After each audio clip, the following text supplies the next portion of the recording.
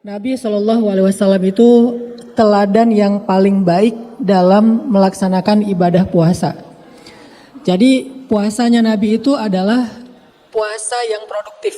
Kalau bahasa anak muda itu bukan gara-gara puasa dia jadi mager, jadi malas beraktivitas, jadi kurang produktif, jadi nggak kemana-mana gara-gara alasan puasa. Ditambah lagi kadang-kadang ada yang alasannya gara-gara hadis tidurnya orang yang berpuasa itu adalah ibadah, sehingga sepanjang hari tidur terus gitu. Padahal kalau kita membaca sejarah kehidupan Nabi itu, justru Nabi sangat produktif di bulan puasa.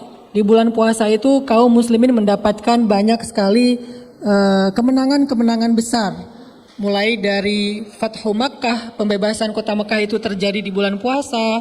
Kemudian dibangunnya sebuah peradaban di Andalusia itu juga di bulan puasa. Kemudian perang Ain Jalut melawan Mongol juga di bulan puasa. Banyak lagi kemenangan-kemenangan dakwah yang diraih oleh kaum muslimin justru di bulan puasa. Begitu juga dengan kehidupan pribadi Nabi Shallallahu Alaihi Wasallam. Justru Nabi itu menjadi orang yang ajwadun nas fi syahri Ramadan, menjadi orang yang paling produktif dengan kebaikan dan amal soleh di bulan Ramadan. Banyak orang yang beliau bantu di bulan Ramadan, banyak orang miskin yang beliau santuni di bulan Ramadan. Selain pastinya ibadah-ibadah ritual, membaca Al-Quran, sholat tarawih. Bahkan Nabi kalau sholat tarawih di bulan Ramadan itu satu malam bisa sampai 10 juz. Ini puasa kita, tarawih kita kayaknya kalau dibandingkan sama Nabi masih jauh banget lah. Ini menunjukkan betapa puasa nggak menghalangi Nabi dari produktivitas, nggak menghalangi Nabi dari kebugaran, dari kesehatan beliau. Justru dengan berpuasa beliau semakin sehat. Nah hari ini kita pengen belajar apa sih rahasia kesehatan Nabi ketika beliau sedang berpuasa. Kenapa Nabi dengan berpuasa kok makin kuat dan makin bergairah dalam beramal solih. Kok bisa Nabi buka puasa tapi bisa sholat taraweh sampai 10 juz. Karena kita biasanya habis buka puasa itu sholat taraweh Al-Ikhlas aja ngantuk gitu.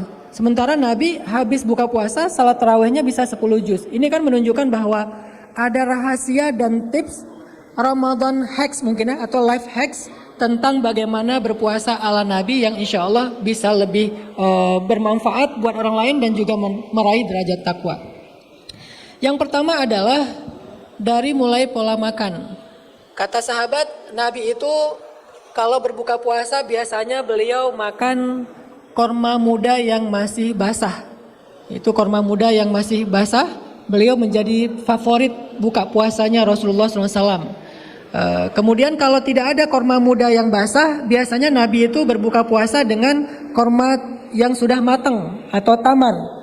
Nah, kalau tidak ada korma maka Nabi minum air kemudian melaksanakan sholat maghrib. Setelah sholat maghrib, kalaupun Nabi makan, Nabi punya sebuah tips supaya makannya itu menjadi berkah, tidak menghalangi kita dari ibadah. Kata Nabi, al-mu'min ya'kulu fi mi'alatin wahidah. Seorang mukmin itu makan dengan kapasitas satu usus. Jadi dalam hadis itu diibaratkan usus itu ada 10, maka mukmin itu makan dengan kapasitas satu usus saja. Jadi 1/10 dari kebutuhan fullnya lambung, fullnya usus dia hanya mengambil 1/10-nya untuk makan ketika berbuka puasa. Bahkan dalam hadis yang lain Nabi bersabda, ma akala alu Muhammadin fi yaumin aklatain illa ihdahuma tamrun. Tidaklah keluarga Muhammad itu makan sehari 2 kali kecuali salah satunya adalah korma. Jadi Nabi nggak pernah makan sehari 2 kali kecuali salah satunya makan korma saja dengan 3 butir atau maksimal 7 butir di pagi hari. Ini menunjukkan bahwa pola buka puasa, pola makan Nabi itu menjadi rahasia dan tips kenapa Nabi orangnya produktif di bulan puasa. Kenapa Nabi itu bisa taraweh sampai 10 juz. 10 juz itu kalau kita baca kurang lebih 5 jam. Jadi tarawehnya Nabi itu 5 jam. Taraweh kita mungkin 15 menit gitu. Ada yang bahkan tarawehnya Al-Fatihahnya 1 nafas sehingga 10 menit beres sekian rakaat. Nah ini menunjukkan bahwa kita tuh nggak sekuat Nabi dan tidak sebergairah Nabi di bulan Ramadan. Apa rahasia lainnya? Ternyata selain pola makan, Nabi itu punya pola berobat. Jadi Nabi itu punya habit mengkonsumsi vitamin ataupun obat-obat yang sehat untuk menjaga kebugaran dan kesehatan beliau. Nabi mengatakan khairu ma tadawaitum bihi as-sa'ud wal ladud wal hijamah wal masyu. Ada 4 pola berobatnya Nabi. Yang pertama as-sa'ud al-ladud. Apa itu as-sa'ud al-ladud? Obat atau vitamin yang diminum, obat dan vitamin yang diteteskan ke hidung. Kemudian al-hijamah itu kayak cuci darah versi sunnah, yaitu dengan cara hijam, yaitu dikeluarkan darah kotornya. Dan yang keempat adalah al-masyu, jalan kaki. Inilah pola sehat hidupnya Rasulullah SAW. Yang pertama as-sa'ud al-ladud. As-sa'ud itu meminum vitamin dan obat lewat mulut. Al-ladud meneteskannya lewat hidung. Nah, ternyata Nabi juga menganjurkan orang yang berpuasa khususnya atau orang yang dalam kondisi ingin menjaga kebugaran dan kesehatan itu untuk rutin mengkonsumsi vitamin dan juga obat-obatan yang sehat untuk kebutuhan dia. Karena Nabi tahu kita nggak mungkin seideal Nabi lah dalam pola hidup. Mungkin Nabi jarang sakit ya, setahun seumur hidup cuma 2 kali. Kenapa? Karena pola makan Nabi itu sehat banget. Nabi nggak pernah makan 3 kali sehari. Walaupun kita mungkin normalnya makan sehari 3 kali, Nabi itu makan sehari sekali, maksimal 2 kali. Kalau 2 kali pasti salah satunya korma yang udah matang. Kata Nabi tadi, ma akala alu Muhammadin fi yaumin wahid aklatain illa ihdahuma tamrun. Tidaklah keluarga Muhammad makan sehari 2 kali kecuali salah satunya adalah tamar.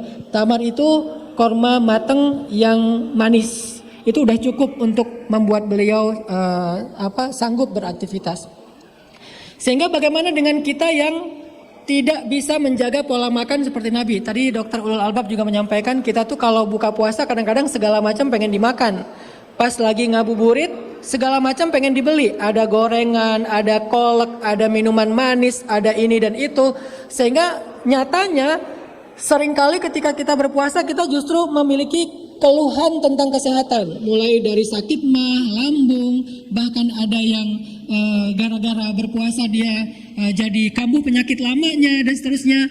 Maka karena itulah kenapa Nabi SAW menganjurkan kita untuk mengkonsumsi obat-obatan yang bisa menjaga kesehatan, ya minum obat, minum vitamin, proma dan seterusnya, supaya ketika kita berpuasa itu kita nggak ada alasan untuk tidak produktif. Jangan sampai gara-gara sakit mah kita jadi kurang produktif, gara-gara sakit mah kita jadi malah mager. Nah, itu bukan puasa ala Nabi. Puasa ala Nabi itu tetap menjaga produktivitas. Harusnya di bulan Ramadan tuh produktivitas kita 2 kali lipat minimal lebih besar daripada di bulan yang lain. Kalau di bulan Ramadan justru kita lebih banyak mager, berarti puasa kita belum derajat takwa. Itulah kenapa ada tips dari Nabi untuk mengkonsumsi vitamin dan obat yang menyehatkan tubuh kita ketika kita sedang berpuasa. Yang ketiga yang saya ingin sampaikan adalah bahwa puasa itu secara moral adalah sebuah terapi bagi kita untuk memperbaiki akhlak. Jadi puasa itu adalah sebuah terapi bagi kita untuk memperbaiki akhlak. Bagaimana caranya? Nabi SAW bersabda, as-siyamu junnah. Puasa itu pelindung, perisai. Fa in imru'un qatalahu aw syatamahu falyaqul inni shaim inni shaim. Jadi kalau ada orang yang memancing kita untuk marah-marah, untuk bertengkar, untuk kemudian melakukan hal-hal yang tidak baik, maka kita mengingatkan diri kita dan orang itu dengan mengatakan saya lagi puasa. Ini artinya bahwa kalau kita sadar bahwa puasa itu adalah penjagaan kita dari hal-hal yang buruk, maka kita harusnya terhindar dari perilaku-perilaku yang tidak baik dengan cara berpuasa. Makanya Nabi mengatakan as-siyamu junnah fala yarfus wala yajhal. Puasa itu adalah pelindung, puasa itu adalah perisai. Sehingga la yarfus, janganlah orang yang lagi puasa itu ngata-ngatain orang lain. Nih buat teman-teman anak muda nih, di bulan puasa harus tahan diri dari komen negatif di sosmed. Harus nahan diri dari debat, nge-replay komen yang haters. Harus nahan diri dari berdebat di grup WA bareng teman-teman. Dan berbagai macam lagi perdebatan yang gak produktif. Kenapa? Karena ini so'im, saya lagi puasa, saya gak mau berdebat. Apalagi ya jahal, bertengkar, rame, mencela, kemudian temperamen, amarah. Kemudian kita apalagi di bulan Ramadan itu yang paling ujian itu kalau pas pulang kerja, pulang sekolah, sore hari mau berbuka di rumah.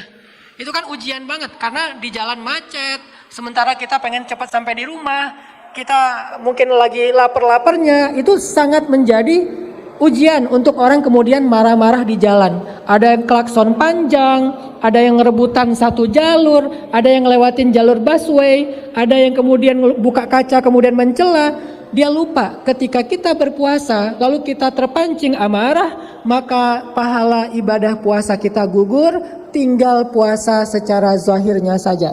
Makanya Nabi mengatakan betapa banyak orang yang berpuasa tapi dia nggak dapat apa-apa dari puasanya kecuali lapar dan haus.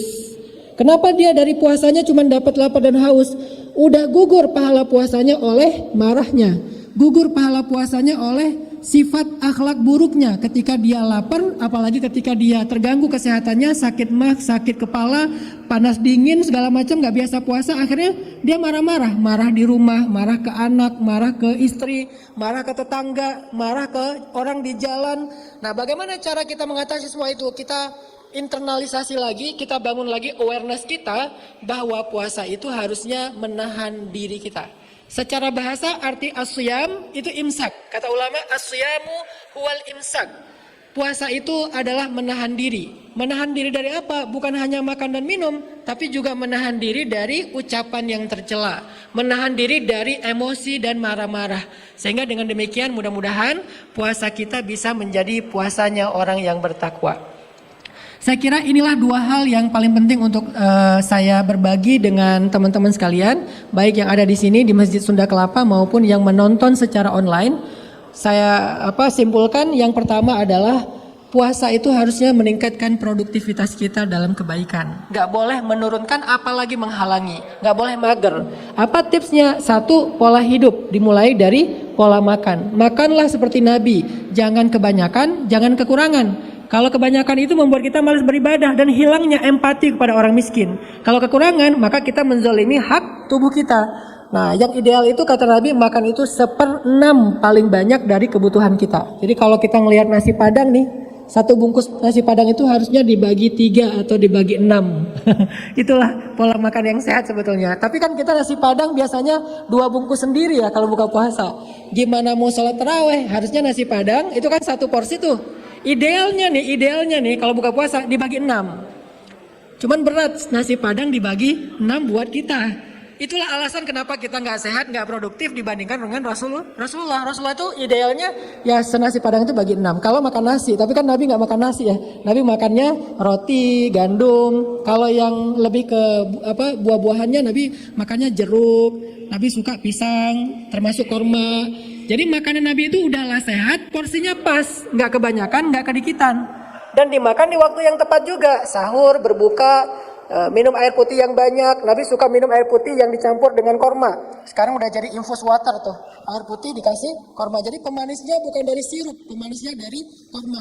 Atau Nabi mencampurkan air putih dengan madu, selama nggak pakai sendok dari besi ya, tapi sendoknya dari kayu, maka madunya nggak rusak, itu juga sehat. Itu hobinya Nabi tuh, namanya aswadain. Aswadain itu air dan madu. Itu kesukaannya Rasulullah SAW. Yang kedua tipsnya adalah ya Nabi itu suka berjalan kaki kemana-mana. Kecuali jauh banget baru naik kendaraan. Kendaraan Nabi pun beda sama kita. Kalau kita kendaraannya udah AC, disetirin, matic, jadi nggak keluar keringat. Udahlah AC, matic disetirin pula, jadi nggak keluar keringat. Kalau Nabi udahlah nggak ada AC, manual, yaitu onta atau kuda, ya pasti nyetir sendiri, nggak dibonceng, sehingga Nabi dengan kendaraannya juga berkeringat. Apalagi Nabi hobi jalan kaki, sehingga dengan kayak gitu Nabi akan lebih bugar, bergairah dalam banyak kebaikan. Yang ketiga tadi kesimpulannya adalah Nabi juga suka untuk mengkonsumsi obat ataupun vitamin yang bisa menjaga kesehatan beliau. Itulah kenapa ada hadis as-sa'ud wal ladud, makanan ataupun obat yang dikonsumsi dengan cara diminum ataupun dengan cara diteteskan ke hidung. Dengan pola as-sa'ud al-ladud ini, insya Allah kita bisa menghindari penyakit-penyakit yang menghalangi kita dari ibadah puasa. Termasuk salah satunya penyakit mah, kemudian kambuh penyakit-penyakit lama dan seterusnya. Yang terakhir adalah, yuk kita sama-sama jadikan ibadah puasa kita sebagai terapi untuk menahan amarah. Terapi memperbaiki akhlak. Kalau ada orang yang mancing kita di sosmed, kalau ada orang yang mancing kita di jalan, katakan kepada diri kita sendiri. Nggak usah teriak-teriak bilang, ana soim, nggak perlu. Ngomong ke diri sendiri, ini soim, saya lagi puasa. Ya udah deh, saya nggak mau kepancing. Jadi maksud dari hadis itu bukan pamer kalau kita lagi puasa ke orang lain. Misalnya ada orang di sosmed ngebully kita tuh, terus kita replay, saya lagi puasa. Itu kan jadi riak ya. Jadi maksud dari hadis itu adalah katakan kepada diri kita masing-masing, saya lagi puasa, jadi saya nggak mau kepancing. Saya lagi puasa, jadi saya nggak mau marah-marah. Saya lagi puasa, jadi saya tidak akan mencela. Mudah-mudahan dengan hal ini, sunnah Nabi dalam ibadah puasa ini kita bisa meraih la'allakum tattaqun, puasa dengan derajat